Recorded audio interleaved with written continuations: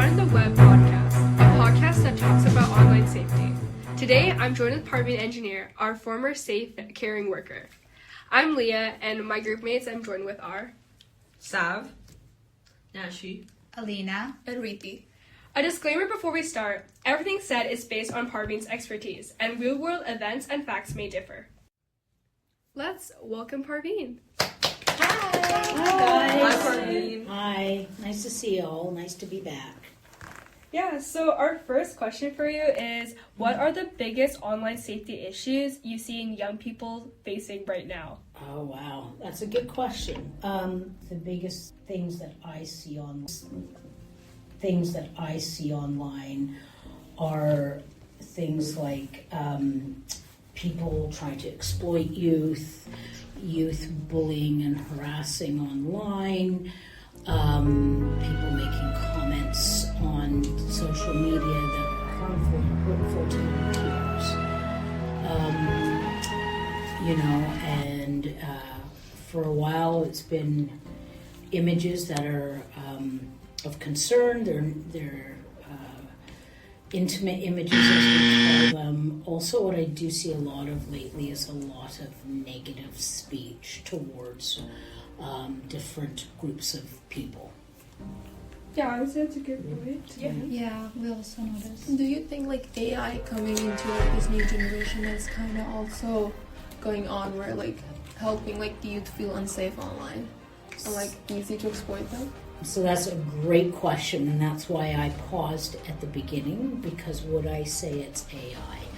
I think what you have to be able to do is discern what you are seeing, hearing online, and how you respond to it.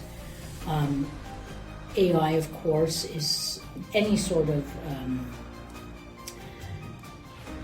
anything like AI is going to be a concern in the aspect of is somebody creating something to harm or hurt somebody. So you're always asking yourself those questions. Do I believe what I'm seeing online? I know I am questioning a lot more of even just looking at a picture online. Is it AI generated? So, instead of always jumping that this person's talking smack about me online, are they actually talking smack about you, or did somebody create that and post it online pretending to be them? So AI is, there's lots of great things about AI, but there's also a lot of concerns that it's used. It's like anything, right? Can be used beneficially. That makes a lot of sense. So our next question would be, what do you think are like some common misconceptions teens have about staying safe online? That is a great question. I think quite a common misconception teens have about being safe online is that it's not going to happen to me.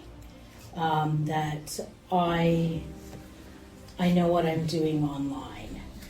And I always stop and say, you may know what you're doing online, but do you know what other people are doing online? So it's always questioning those things. Yeah. Okay. What signs can help young people recognize unsafe or manipulative online behavior? Wow, you guys are lovely questions. Thank you. Thank you, Parveen. First is being able to ask yourself, where is the source coming from? Yes. Okay? Ignoring things that maybe the person's looking for a reaction out of you, but is being able to ignore it or seek help.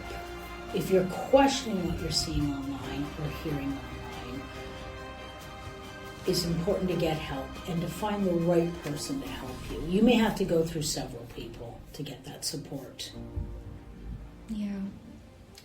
So, how do online predators try to build trust? What should youth watch out for? If you've never met the person personally, that is your first thing you want. I'm not saying go out and meet this person, because I'm not asking you to do that. I don't want you to do that. If this person is a stranger to you, or they're a friend of a friend, and you've never met them, don't engage with them. or somebody says, oh, I know this guy and he's good. If you've never interacted with them, don't interact. It's really, you have to question constantly, what is this person's intent? What do they want from me? Do I know them? Are they safe? There's a lot of teens that are like turning to online friendships and relationships instead of like real life. How do you they can still make friends online but like still stay safe because they have to set boundaries, but when do they know like this person is a person I need to set boundaries with and this is not? Like, what are some early warning signs? Early warning signs is when they keep asking you for information over and over again. They try to coerce you to meet them. They want to know personal information. None of that. That's when you start knowing that, who's in your family. Yeah. I don't know. Why would I tell you who's in my family? I don't know you. Where do you go to school? What's it to you? It's not your business. Where do I like to go on the weekends? Yeah. It's not for, so that's one way to keep yourself safe is by questioning. Always question and not answer. You don't have to answer. If somebody pressures you to send them photos of you, oh, come on, I just want to see what you look like. Come on. Oh, you're pretty cool. Things like that.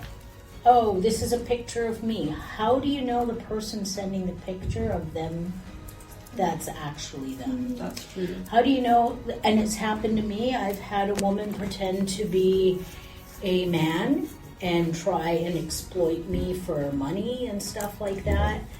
And I'm like, I don't know you. Why would I give you information? Basically, the best thing you can do is block Yeah. and get rid of that person. Talk to an adult that you feel safe with. There's numerous people you can talk to. There's a lot of resources that are online and the government has great resources I'll share with you. Why do you think teens nowadays turn more to online relationships than like in real life? That's a good question. I think most of your life, you guys answer me this, would you say would you say you spend more time connecting with your friends online than you do in person? No. Unless it's do you mean with different people online and different people in person, or just with my friends online? Just in general, I mean, I do a lot of gaming, so I get into a lot of chat rooms and I play ranks. So I feel you get to know people online, because of course not all the good people who play single game are in Canada. They could be all over the world. So when I get into these chat rooms and talk and oh, do you want to team up and play this game, or do you want to conquer this one? It's hard to really trust them. But I guess for me, when it's just a game, it's okay. I'm not going to talk to them after. But I guess if they do, it's kind of a let go thing. I don't really care if they talk to me after, because I'll just end up not accepting their friend request. I think Matt's personal viewpoint on that one. I just for me, I tend to just I don't play any games on social media or online, and I don't do much calling or anything. Honestly, I try to avoid calls. I got this. Sometimes you kind of just need that mental health break as well, to take time for yourself. Because I see my friends at school every day, and I hang out with them there, and it's a 6-hour day at school. And I love my friends, but sometimes I kind of just need a mental health break for myself and time for myself. So I don't really go online unless it's watching shows or something. Yeah. I mean, on the topic of things that are good or bad, so according to Canada's statistics, 9 in 10 people have online friends, so that's around 88%. We'll talk about the bad stuff with online friends. Do you think there's any good things about it? How it connects other people? Oh, so that's a great question. So I think about my career with working with youth, and I've seen the stuff that happens online where you have that predatory behavior where somebody's pretending to be a youth and then taking advantage of somebody and then showing up. And then I've seen people who don't have as many friends at school have friends online, and they feel more comfortable. It really opened my eyes to what friendship looks like for your generation. It looks a lot different. And I think there are safe people because you have that gut feeling, like, is this person safe or not? You know, but again, you never start out with giving too much information. You just give your first name, not your last name. See what they're trying to get out of you. Like, how do you know that person is actually a kid, a youth your age, right? Yeah, like a good way to also maybe find out is ask them about like what's going on, like maybe like social media, like, oh, you see that latest post, but like I don't know, like celebrity like Tate McRae, you see her like new song or something like that. I don't know. Yeah, and also, how long does it take them to respond to you? Because then are they using the AI. internet or AI to answer that question? Yeah, and like Right. match your kind of tone and your like vibes. They can use AI to like really match it up. Yeah, they can. So one more question. How can online interactions affect a young person's confidence or stress levels? Wow, that's a great question. Again, a lot. It can, depending if the person's being extorted or false information. I will give you an example where people say that a friend did this to them and it's not true, but everybody. This is the problem, is that everybody believes it without knowing actually what happened or being there. So, say I'm out with my best friend and they fell down, and then I make up a story that's not true about them. Yeah. I was the only one there, but now everybody online is believing that story, and they're all like calling that person a name. They're like, oh, you can't walk, you're so, make fun of them. So, can you ask that question again? How do you? Oh, sorry. Yes, okay. How can online interactions affect a young person's confidence or stress level? A lot. Again, so by bullying, by extortion, so it can cause mental health, it can cause people to become isolated. And we also know that it's caused kids to unfortunately take their own lives or harm themselves. A lot of misconception too is kids will self-diagnose online, and that's wrong.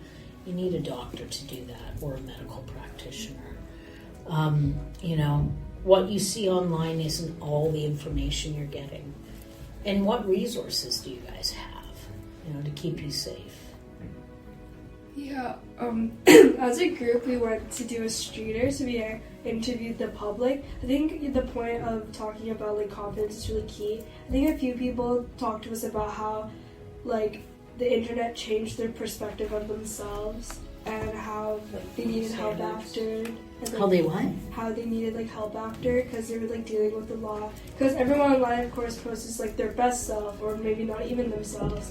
So there was this one girl we were talking to, and she was like, "Oh, I was like really heavily impacted, and I really should have listened to my mom."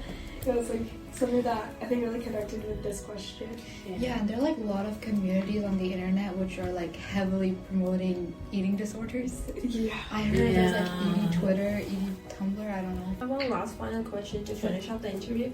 What resources do you think, or organizations, people going through online predation or like that don't feel safe online, which resources do you think they could go to, or organizations that could help them? Yeah, that's a good question. So the BC government, again, it has Take Back My Photo, Erase BC, your SLO, your principal. If it's a school issue and you're not certain, talk to your counselor, talk to your principal. There's many online platforms. If something is of criminal of nature, which having photos, intimate photos of other people without their permission on your phone, and depending on age, is not okay criminally, right? It's always good to ask questions. If you feel safe with your parents, have a conversation with them. Your doctor, right? You can Google. There's a lot of online resources. The Sassy Worker at your school, but they're another resource that you have, right? Yeah. So, yeah. Okay. Yeah. Thank you Thank so you much so for much Thank for you your so time much. and for taking